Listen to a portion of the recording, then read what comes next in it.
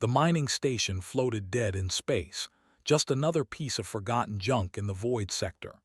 Minyu stepped carefully through the dark corridors, his helmet light cutting through the shadows. Dust particles danced in the beam as he made his way deeper into the abandoned structure. This was his fifth salvage job this month, and he hoped it would be his last for a while. Minyu was 28 years old and had been working salvage for 6 years. He was good at it, maybe the best in this part of the galaxy. While other salvagers just grabbed whatever they could carry, Minyu understood technology. He could look at alien equipment and figure out how it worked, even when nobody else could. That skill made him valuable, and it made him money. His scanner beeped softly as he walked. The station had been abandoned for 3 years, ever since the mining company went bankrupt. Most of the good stuff was probably gone already, but Minyu had learned to look in places others missed. The lower levels, the locked rooms, the forgotten corners, that was where treasure waited. He reached a junction and checked his map. The station's power core was to the left, probably stripped clean. Storage bays were straight ahead, likely empty. But to the right, his scanner showed something odd.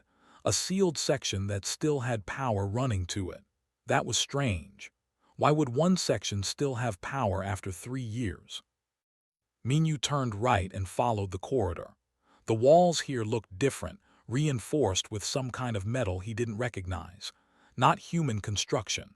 The door at the end was massive, built to withstand serious force.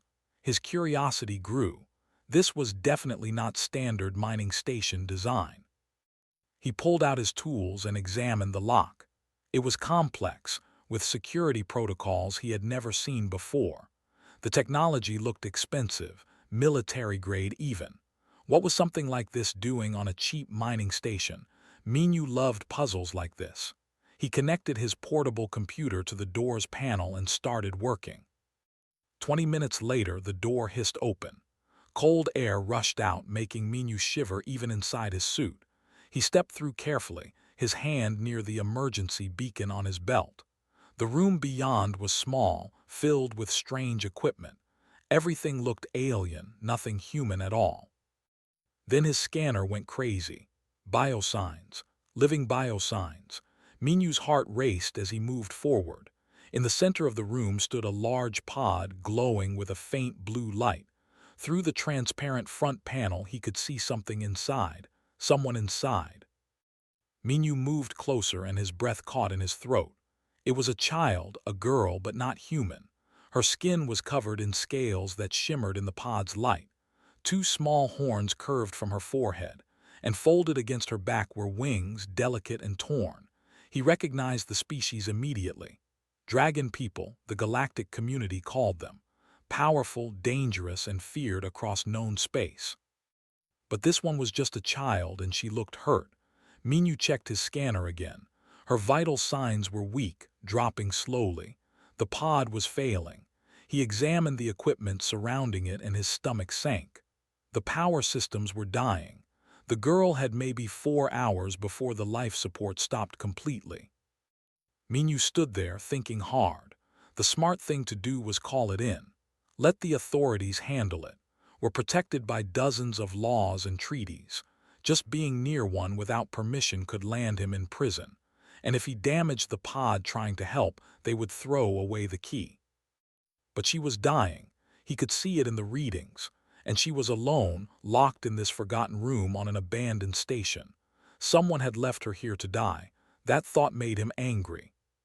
He examined the pod more carefully. The technology was definitely far more advanced than anything humans had built. The control panel was covered in symbols he couldn't read. His computer tried to translate but came up with nothing. The security systems were incredibly complex, designed to keep people out, or maybe designed to keep someone in. Minyu noticed something else. Damage to the pod's exterior, scratches and burns. Someone had tried to break it from the outside, not to rescue the girl but to kill her faster. The cooling system had been sabotaged. That was why it was failing. He made his decision. Minyu couldn't leave a child to die, human or not. His mother had raised him better than that. Besides, he had always been stubborn. People said it was his worst quality. Minyu thought it was his best. He set up his equipment and got to work. The pod systems were like nothing he had ever seen, but the basic principles were the same. All technology, human or alien, followed certain rules. Energy had to flow, data had to process, safety systems had to monitor. If he could understand those patterns, he could crack this. An hour passed. Then two. Minyu's hands moved quickly, connecting wires, rerouting power, feeding commands into the alien system. His approach was messy, the kind of thing that would make proper engineers cry. But it was working. The pod systems were responding, confused by his strange inputs. Inside the pod, the girl stirred slightly. Minyu froze, watching. Her eyes moved behind closed lids. She was dreaming or maybe trapped in nightmares. He wondered what her life had been like before this. Why had someone locked her away? Why had they left her to die? The pod's control panel suddenly flashed red. Warning lights blazed to life all around the room. Minyu cursed and worked faster. He had triggered some kind of security protocol. The system was trying to shut down completely, which would kill the girl in minutes instead of hours. His fingers flew across his keyboard. He threw everything he had at the problem, every trick he knew. The pod's AI was fighting him, trying to maintain its programming. But Minyu was fighting for a life. He pushed harder, overloading the security with contradictory commands, forcing the system to choose between protocols that conflicted with each other. The lights flashed faster. Alarms screamed in the silent room. The girl's vital signs were dropping. Minyu shouted at his computer, urging it to work faster. Just a few more seconds, just a little more time. Then suddenly everything stopped. The alarms cut off. The red lights turned green. The pod's front panel hissed and began to open. Minyu had done it. He had beaten the alien security and opened the impossible pod. Now came the hard part. He had to keep the girl alive. The pod opened fully and cold mist poured out onto the floor. Minyu stepped back, giving the girl space.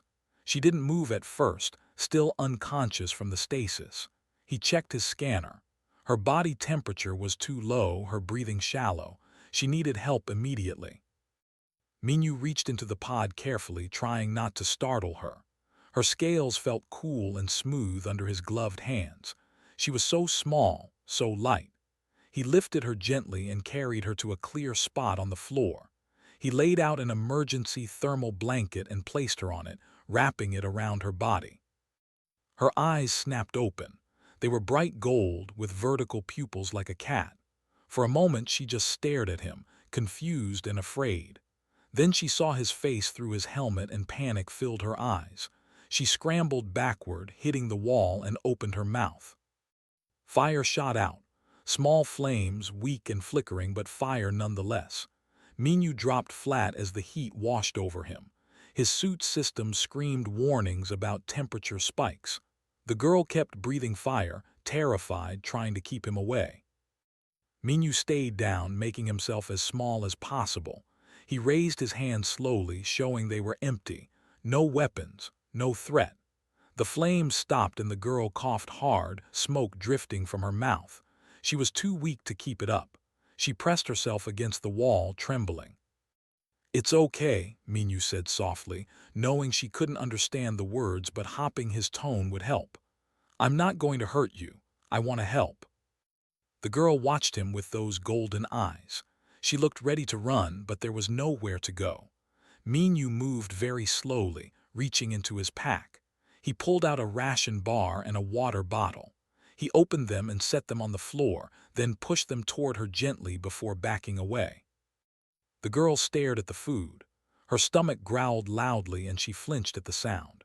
She looked at Minyu, then at the food, then back at him. Slowly, keeping her eyes on him the whole time, she reached out and grabbed the water bottle.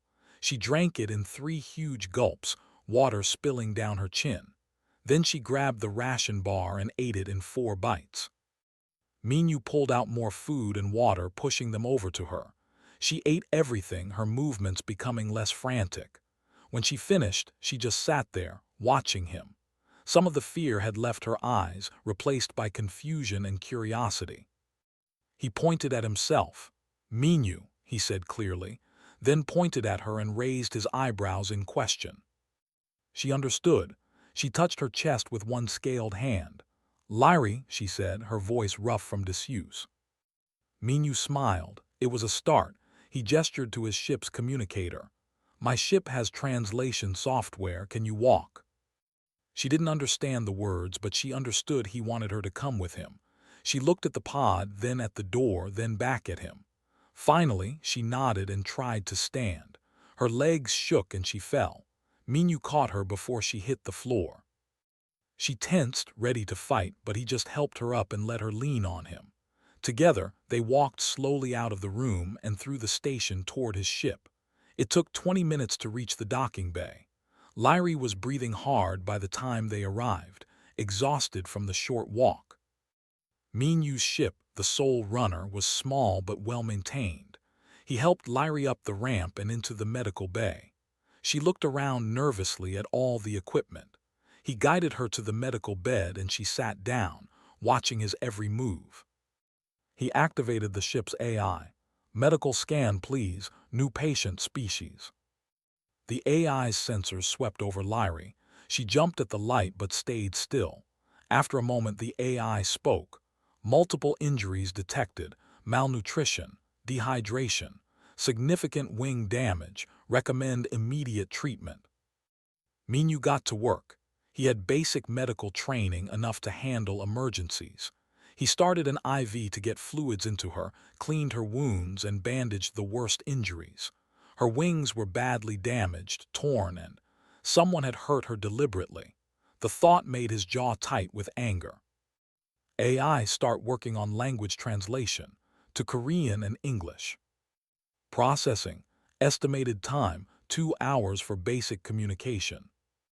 While the AI worked, Minyu gave Lyri more food and let her rest. She ate slowly this time, her eyes starting to droop. The warmth of the ship and the food in her belly were making her sleepy. Before long, she was lying down, curled up under a clean blanket. Minyu watched her sleep and started checking the data from the pod. What he found made him sick. The pod had been sabotaged 3 years ago. Someone had deliberately damaged it to make it fail slowly. Whoever put Lyri in that pod had wanted her to die, but not quickly. They wanted her to suffer first. He found more information in the pod's logs. Lyri had been placed there by her own family, her own clan. The logs called her defective and shameful. They had abandoned her because her wings were damaged and she couldn't fly properly.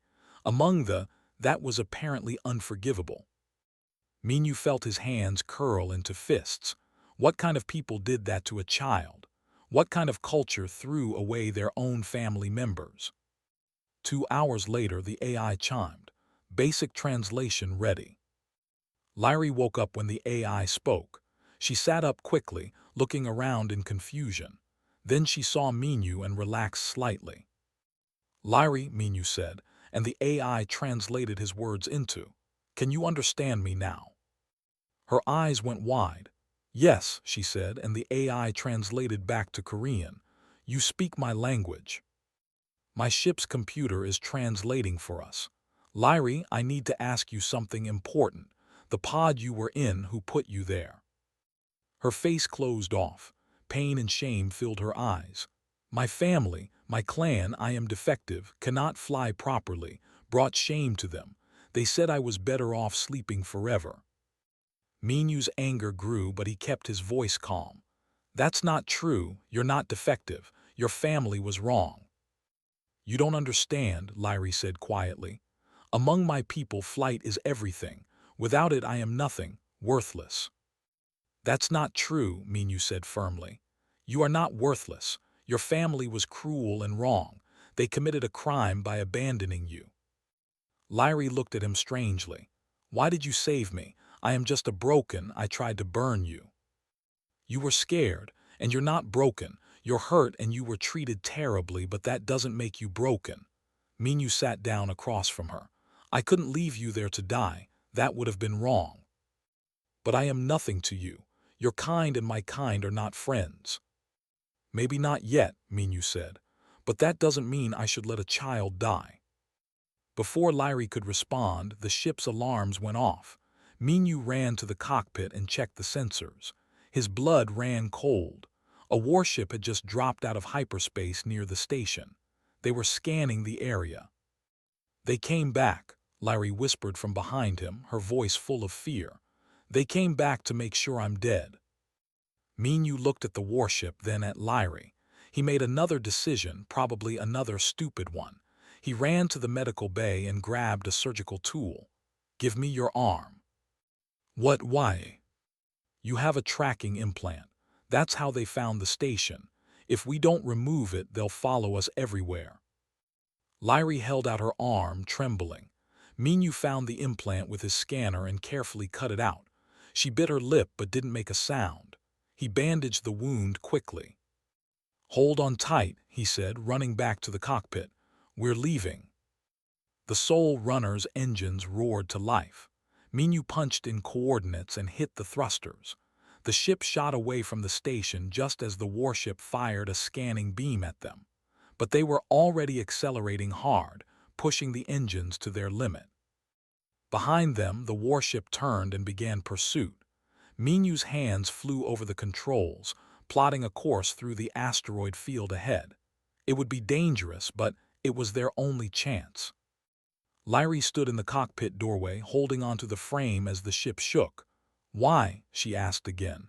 Why risk everything for me? Minyu glanced back at her and smiled. Because it's the right thing to do. Now sit down and buckle up. This is going to be rough. The Soul Runner dove into the asteroid field with the warship close behind. Minyu's hands moved fast over the controls, dodging left and right between the floating rocks. The ship's hull groaned as he pushed it harder than he should. Behind them, weapons fire lit up the darkness. They're shooting at us, Lyrie cried out, gripping her seat. They're shooting around us, Minyu corrected, his eyes locked on the path ahead. They're trying to force us into a trap, cut off our escape routes. He was right. The warship, the flame of retribution according to his scanner, was hurting them deeper into the field. The ship was huge compared to the Soul Runner, almost 10 times larger. It had weapons that could turn his little salvage ship into dust. But size was a weakness here. The warship couldn't move as fast through the tight spaces. Minyu cut the engines suddenly and flipped the ship, using thrusters to slide backward through a narrow gap. The warship shot past them, unable to turn quickly enough. Minyu fired the engines again and headed in a new direction. How did you do that? Lyrie asked, amazed. Physics, Minyu said with a grin. Their ship is powerful, but it's built for space battles. Mine is built for salvage work in tight places. I've spent 6 years learning every trick in the book. His console beeped with an incoming message. Minyu hesitated, then answered it. A male appeared on screen, older than Lyrie, with darker scales and larger horns. His golden eyes were cold and angry. Human, said the ship's AI translating. You have stolen property of the Empire. Return the defective unit immediately. Defective unit, Minyu's voice was icy. You mean Lyrie? She's not property, she's a person. The eyes narrowed. I am, son of the Flame clan. The creature you harbor is my sister, and she is already dead by clan law. You are interfering with justice. Justice? Minyu laughed bitterly. You left her to die alone in a broken pod. That's not justice, that's murder. She brought shame to our clan by being crippled. Her death was necessary to preserve our honor. Lyrie made a small sound of pain. Minyu glanced at her and saw tears running down her scaled cheeks. He looked back at and his voice went hard. Then your clan has no honor worth preserving. I'm not giving her back. If you want her, you'll have to go through me. His expression turned to rage. So be it, human, you will die together. The transmission cut off and weapons fire immediately resumed, heavier than before. They weren't trying to hurt him anymore. Now they were trying to kill. Minyu dove the ship under a massive asteroid, scraping the hull against rock. Alarms screamed as shields took damage, but they made it through. He vented some of the coolant from the engines, creating a cloud of frozen gas behind them. The warship's sensors couldn't see through it clearly. "That won't stop them for long," Larry said quietly. "Don't need long," Minyu replied. "Just need to reach the debris field, 3 minutes." He pulled out everything the Soul Runner had. The engines roared at maximum power. The ship shook and rattled but kept going. 2 minutes. The warship burst through the coolant cloud and resumed pursuit. 1 minute. Weapons fire got closer, heating the shields to dangerous levels. Then they were through, into the debris field. Minyu cut the engines to minimum and let the ship drift. Around them floated the wreckage of 100 destroyed vessels. Metal and rock mixed together in a deadly maze. He grabbed one of the salvage charges from his cargo hold, set it to remote detonation, and launched it out the side airlock. The flame of retribution entered the debris field, scanning for them. Minyu held his breath, watching on sensors as the warship moved closer to the floating charge. Closer. Almost there. He pressed the detonator. The charge exploded, not big enough to damage the warship but big enough to set off a chain reaction. The blast pushed debris into more debris. Destroyed ships crashed into asteroids. The whole field became a storm of metal and rock, all of it moving fast and randomly. Alarms blared on the ship. Minyu watched on his screens as the flame of retribution took dozens of impacts. Nothing that would destroy it, but enough to damage sensors and slow them down. He used the chaos to slip away, the Soul Runner drifting like just another piece of debris. "We're not safe yet," he muttered. "They'll keep hunting us." His console beeped with another incoming signal, but this one wasn't from the warship. It was from a merchant vessel. Minyu accepted the call and a woman's face appeared. She was human, in her 30s, with short hair and sharp eyes. "This is Captain Park of this Pride," she said. "I've been monitoring your situation. That was some impressive flying." "Thanks, but I'm kind of busy right now." "I can help," said. "I have no love for thee or their honor codes. Transfer your passenger to my ship and lead that warship away. They'll think you're both still on your ship." "Why would you help us?" "Because what they did to that child is wrong, and because I'm Korean like you and we look after each other. What do you say?" Minyu looked at Lyri. She was staring at him, fear and hope mixed in her eyes. "Can I trust you?" he asked. "You don't have much choice. That warship will clear its sensors soon. Make a decision." Minyu nodded. "Send me your coordinates." 10 minutes later, the two ships met on the far side of the debris field. Minyu brought Lyri to the airlock. She grabbed his hand. "You're not leaving me?" she asked, voice small. "Never," Minyu promised. "I'm just drawing them away from you. I'll meet you on Captain's ship in 1 hour." "What if something happens to you?" "It won't. I'm very good at not dying." He smiled at her. "Trust me." Lyri crossed to his Pride through the airlock tunnel. Minyu watched until she was safely aboard, then sealed his ship and turned away. He had one more trick to play. He rigged his ship's power core to overload, just enough to create a big flash and lots of debris. He set it to go off in 15 minutes. Then he climbed into an escape pod, grabbed everything important, and launched away on minimal power. The pod drifted into the debris field, powered down and invisible to most scanners. Exactly 15 minutes later, the Soul Runner exploded. It wasn't a huge explosion, but it looked dramatic. Debris scattered everywhere. Minyu watched from his pod as the flame of retribution arrived and scanned the wreckage. Through his headset, he heard his voice on open channels. "Confirmed destruction of human vessel. No life signs detected. The defective unit is terminated.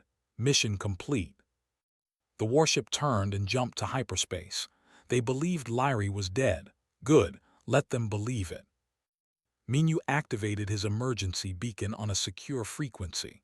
20 minutes later, a shuttle from the Pride found his pod and brought him aboard.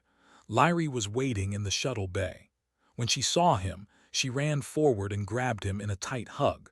Her scales felt warm now, not cold like before. "I thought you were dead," she said into his shoulder. "The explosion." "Just a magic trick," Minyu said, patting her back awkwardly. "I'm fine, we're both fine." Captain walked up, arms crossed. "That was reckless and stupid, also impressive. You sacrificed your ship for her." "I can get another ship," Minyu said. "I can't get another Lyri." Smiled. "Well said. Come on, both of you need food and rest.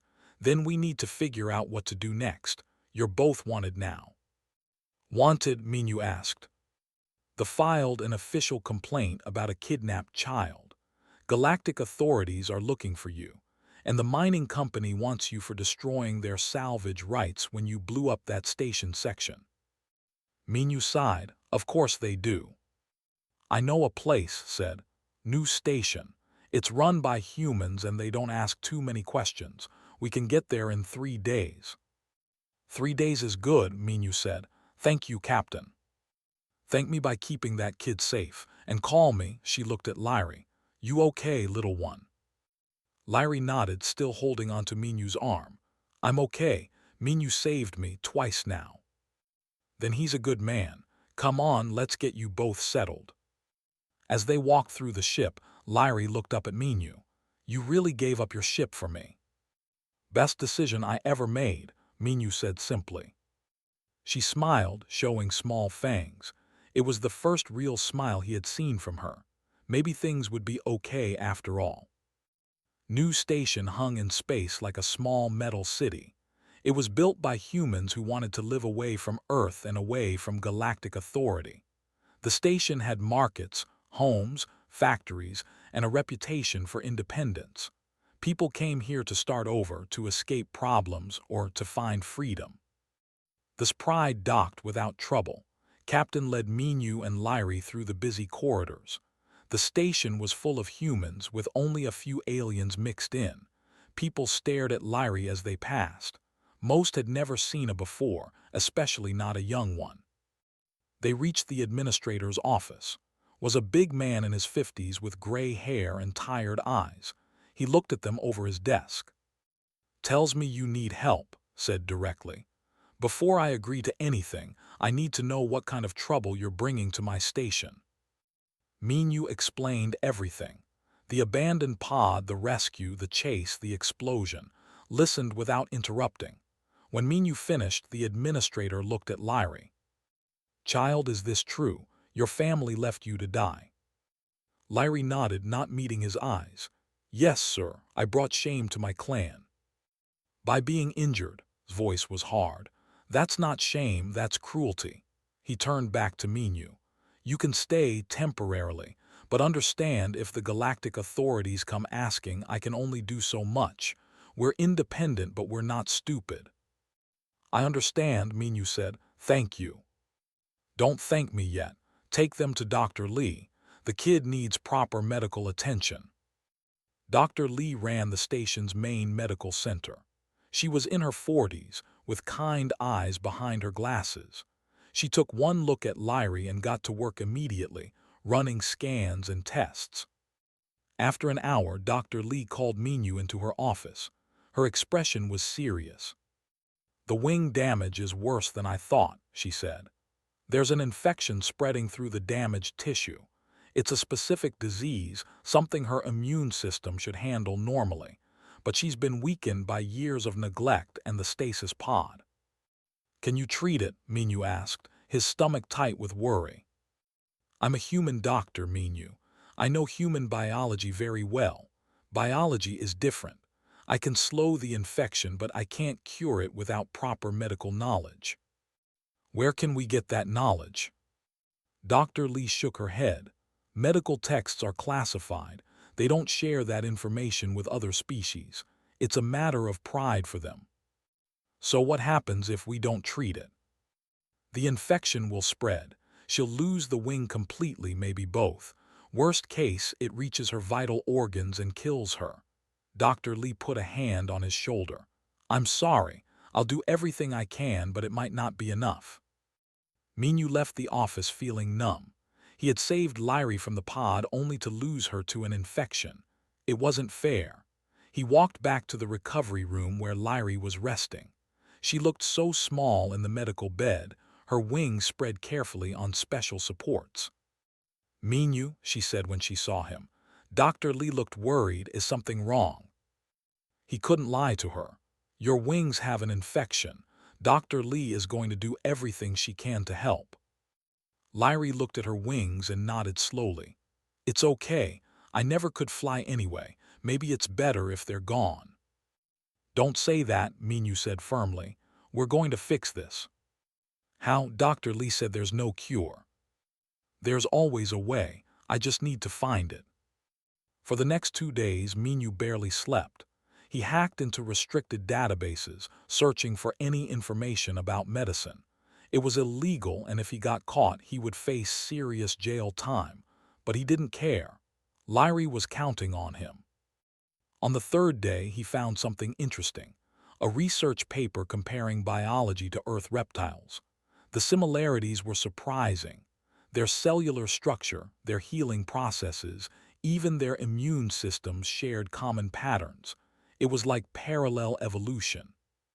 Minyu brought his findings to Dr. Lee. She read through them carefully, her eyes widening. "This might work," she said. "If we combine human treatment methods for reptile infections with adapted protocols. It's risky, but it's a chance." "What do you need?" "Rare medicines, specialized equipment, and one more thing." She looked at him seriously. "I need someone with steady hands and a brilliant mind to assist me. The procedure will require adapting equipment in real time. You're the only engineer I know who might be able to do it." Word spread through the station about Lyrie's situation. The next morning, Minyu found a crowd of people outside the medical center. They brought medicines they had, equipment they could spare, money to help buy what was needed. A mechanic named offered parts from his workshop. "For the kid," he said simply. A trader named Song donated rare medical supplies she had been saving. "I have a daughter too," she explained. "Can't imagine abandoning her." Captain came with a case full of credits. "Consider it payment for the show you put on in the debris field." Even administrator showed up with authorization to use any station resources needed. "Just save the kid," he said gruffly. Minyu felt his throat get tight. These people didn't know Lyrie. They didn't owe her anything. But they were helping anyway because it was right. It took another day to prepare everything. Dr. Lee explained the procedure to Lyrie carefully. The girl listened, fear in her eyes, but she nodded. "Will it hurt?" she asked. "Yes," Dr. Lee said honestly. "But we'll do everything we can to minimize the pain, and Minyu will be right there with you the whole time." "Then I'm not scared," Lyrie said, looking at Minyu. "He won't let anything bad happen to me." The surgery took 6 hours. Minyu stood next to Dr. Lee, adapting equipment on the fly as she worked. They used nanorepair technology, normally meant for fixing ship hulls, to repair the damaged wing tissue. It was delicate work. One wrong move could cripple Lyrie permanently. Halfway through, complications hit. The infection was more aggressive than expected. Dr. Lee had to cut away more damaged tissue. Minyu created a new tool in real time, combining a medical laser with a nano-injector. It worked, barely. Finally, Dr. Lee stepped back. "We're done. Now we wait and see if it takes." They moved Lyrie to recovery. She woke up slowly, groggy from the anesthesia. Minyu sat beside her bed, holding her hand. Her scales felt warm and dry. "Did it work?" she whispered. "We'll know in a few days," Minyu said. "How do you feel?" "Sore but alive," she smiled weakly. "You stayed the whole time." "I promised I wouldn't leave you." Over the next week, Lyrie healed slowly. Dr. Lee changed her bandages daily and monitored the nanorepairs. The infection retreated, then disappeared. The damaged tissue regenerated, stronger than before. 2 weeks after the surgery, Dr. Lee removed the last bandages. Lyrie's wings looked better, the torn edges sealed, the scales shining. They were still, but they were whole. "Try moving them," Dr. Lee said gently. Lyrie concentrated. Her wings twitched, then spread slowly. They didn't spread fully, the damage had been too severe for complete healing, but they moved. They worked. Tears ran down Lyrie's face. I can feel them, really feel them, not just pain. The nanorepairs will continue working for months, Dr. Lee explained. You'll need physical therapy, and you may never fly like a normal, but you'll be able to fly short distances eventually. Lyrie looked at Minyu. You did this. You saved me again. We all did this, Minyu said, gesturing to the window where people from the station were gathered, watching and waiting. Humans help each other. That's what we do. That night, Minyu taught Lyrie some basic engineering. She learned quickly, her mind sharp and eager. She asked questions constantly, wanting to understand everything. Why do you like engineering? She asked while they worked on a practice circuit. Because I can fix things, Minyu said. Make them work better. Sometimes I can even make impossible things possible. Like saving me. Exactly like that, he smiled. You're good at this, you know, you think like an engineer. Really? Her eyes lit up. Really? Maybe after you're fully healed, you can help me with my work. I'd like that. She was quiet for a moment. Minyu, can I call you Oppa? Minyu had learned what that meant, an older brother figure, someone to look up to and trust. His eyes stung a little. I'd be honored, he said. Lyrie smiled, the smile he had seen from her. For the first time since they met, she looked truly happy. And for the first time in years, Minyu felt like he had a real family. 3 months passed peacefully on New Station. Lyrie grew stronger every day. Her wings healed more, and she could spread them fully now. She couldn't fly yet, but Dr. Lee said she was making excellent progress. Minyu found work on the station, repairing equipment and teaching Lyrie engineering. She was a natural student, understanding complex concepts quickly. They spent their days in the workshop, building and fixing things together. In the evenings, they ate dinner with Captain and talked about their plans for the future. Then one morning, alarms rang throughout the station. Minyu ran to the command center with Lyrie behind him. Administrator stood at the main screen, his face grim. Galactic law enforcement vessel approaching, he said. They're demanding we turn over Lyrie. Minyu felt his blood go cold. How did they find us? Someone reported seeing a child on the station. The authorities investigated, looked at them sadly.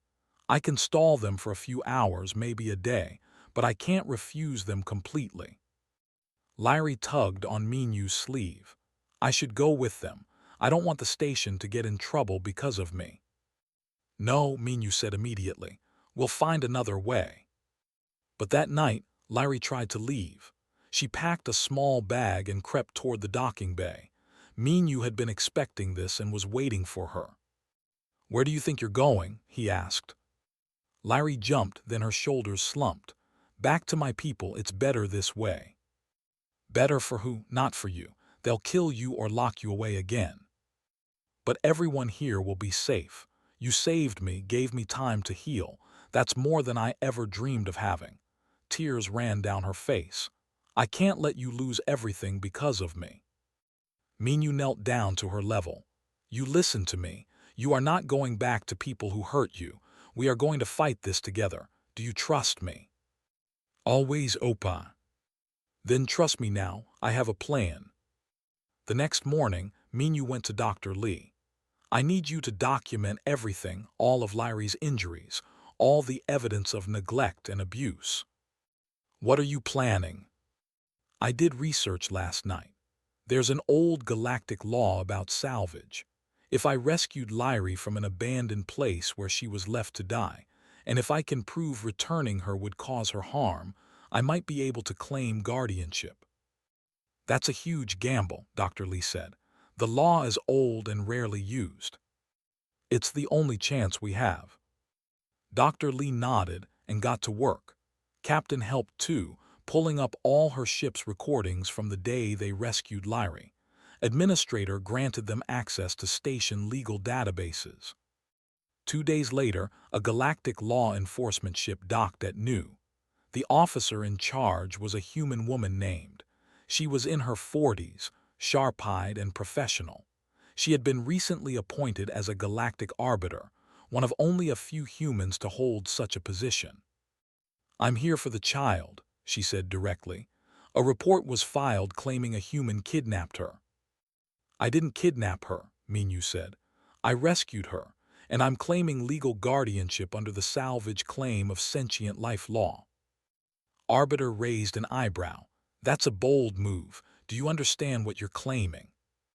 "Yes, I found Lyri abandoned in a sealed chamber on a derelict station.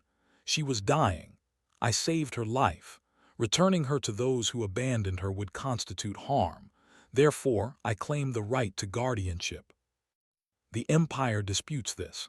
They say the child wandered off and they've been searching for her." "That's a lie," Minyu said, "and I can prove it." A hearing was scheduled for the next day in the station's main conference room. It would be broadcast to galactic authorities and the Empire. The decision would be final and binding. That night Lyri couldn't sleep. She sat in Minyu's quarters, her wings tucked tight against her back. "What if the Arbiter says I have to go back?" she asked quietly. "Then we'll run," Minyu said. "We'll go somewhere they can't find us." "You do that, give up everything." "Lyri, you are everything now. You're my family. I'm not giving you up without a fight." She hugged him tightly. "I love you, Oppa." "I love you too, kid." The hearing started at noon. The conference room was packed. Arbiter sat at the head table. Minyu and Lyri sat on one side. On the other side, appearing via video link, looked confident. "This human stole my sister and brainwashed her. She belongs with her clan, with her family." Arbiter looked at Minyu. "Present your evidence." Minyu stood. "The pod where I found Lyri was sabotaged 3 years ago. Here are the maintenance logs showing deliberate damage to the life support systems." He displayed the data. The damage was done from outside the pod, not inside. Someone wanted her to die slowly. "This proves nothing," said. "The station was old, equipment fails." "Then explain this." Minyu showed more data. Lyri's tracking implant was deactivated by a command code. The same code registered to your ship, the Flame of Retribution. You turned off her tracker so no one could find her. His expression flickered, but he recovered. "Technical error. The implant malfunctioned." Dr. Lee stood up. "I have medical records showing 3 years of malnutrition, untreated injuries, and psychological trauma. This child was deliberately neglected and abandoned." Captain played her recordings. "I have video and audio of stating that Lyri was already dead by clan law and that her death was necessary to preserve honor. This was not a search and rescue. This was a murder attempt." The room went silent. His face turned dark with anger.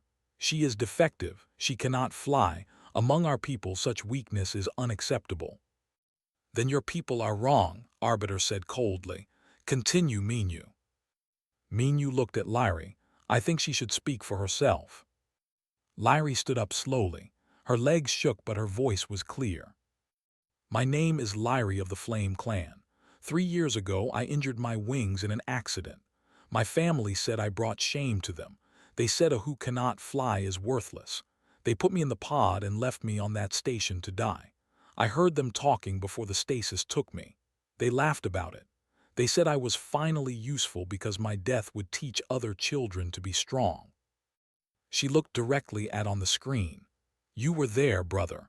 You were the one who sealed the pod. You told me I was better off dead." Said nothing. His silence was damning. Lyri continued. "Then Minyu found me. He didn't have to save me. I'm not human. I tried to hurt him, but he saved me anyway. He risked his ship, his freedom, everything to keep me safe. He gave me medicine and food. He fixed my wings when everyone said it was impossible. He taught me that I'm not worthless just because I can't fly like other." Tears ran down her face. "My clan threw me away. Minyu gave me a family. He's more my family than my blood ever was.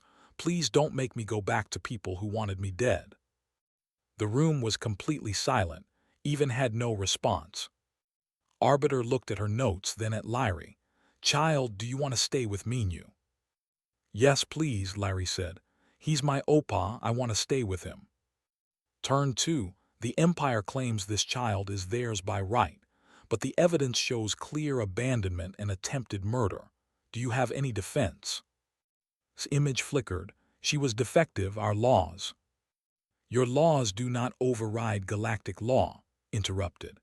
"Attempted murder of a child is a crime regardless of species or cultural practices." She stood up. "I've made my decision. The evidence clearly shows that Lyrie was deliberately abandoned and left to die. Minyu rescued her through legal salvage of sentient life from an abandoned location. Furthermore, expert testimony confirms that returning Lyrie to those who attempted to kill her would constitute severe psychological and physical harm." Looked at Lyrie with kind eyes. "Lyrie of the Flame Clan, you are hereby granted refugee status under galactic law. Minyu is recognized as your legal guardian. The Empire has no further claim to you." Lyrie gasped.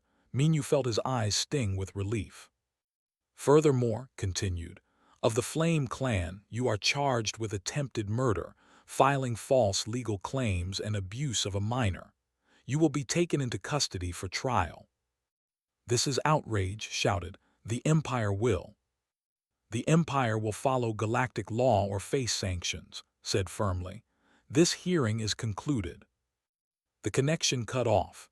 The room erupted in cheers. Lyrie ran to Minyu and he caught her in a tight hug. She was crying, but this time from happiness. Dr. Lee wiped her eyes. Captain clapped Minyu on the shoulder. Even Administrator smiled.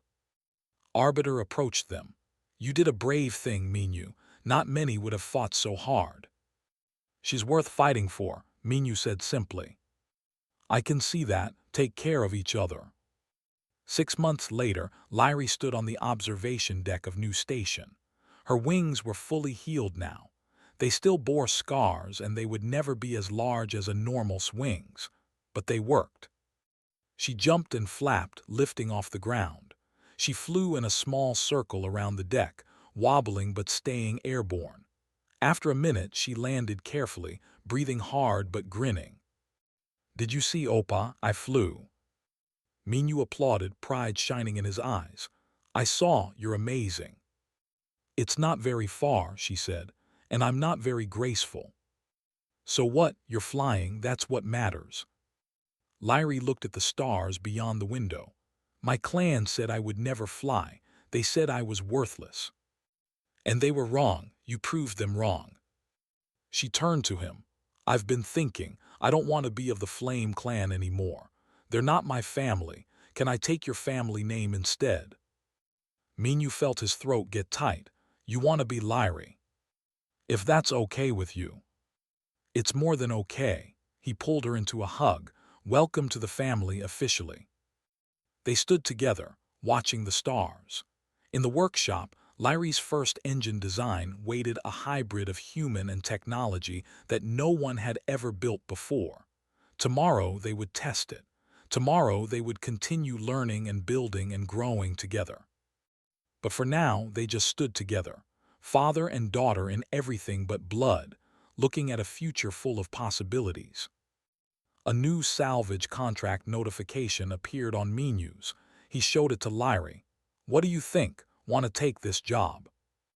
Lyrie grinned, showing her small fangs. "Always, Oppa, we're a team." "Then let's go," Minyu said. "Adventure is waiting." Together, they walked toward the docking bay, toward their newly repaired ship, toward whatever came next. Because now they had something worth fighting for each other, and the family they had chosen. And that was worth more than all the stars in the galaxy.